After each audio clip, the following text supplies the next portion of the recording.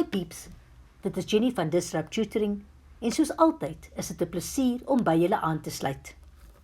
Vandag gaan ons aan met ons bespreking oor die toekomende tyd. We continue with our discussion on the future tense. Sin nommer 1. Hy kan die moeilike werk doen. Kom ons onderstreep die werkwoord. Kan doen. Two verbs, helping verb and main verb.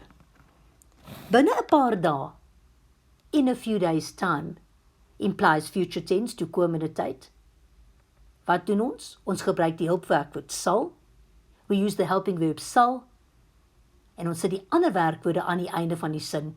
And we put the rest of the verbs at the end of the sentence. We do not throw a verb away. Antwoord.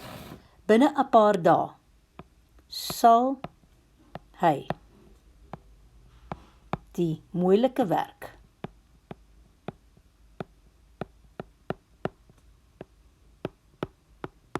the verb that comes first stays first, kan doen.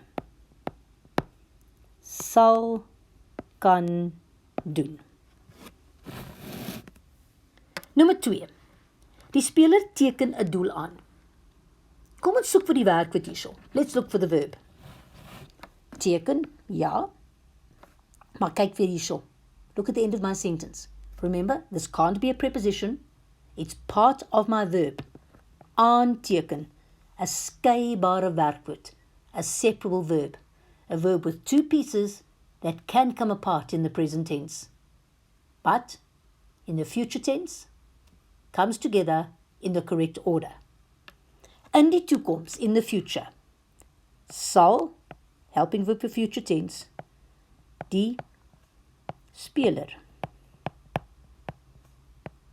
'n doel aanteken, een woord, aanteken, sal aanteken. 'n separable verb, 'n skeibare werkwoord in die toekomende tyd is een woord. Separable verb in the future tense, one word in the correct order. Voordat ek afsluit, wil ek net baie dankie sê aan ons Epic Borgmaatskappy wat hierdie video moontlik gemaak het. Lees alles oor hulle in die beskrywing hieronder. Onthou om ons webtuiste te besoek vir meer van hierdie Epic studieklas video's. As jy nie die antwoord op jou vraag kan vind nie, stuur vir ons die vraag en ons sal antwoord met 'n persoonlike video net vir jou.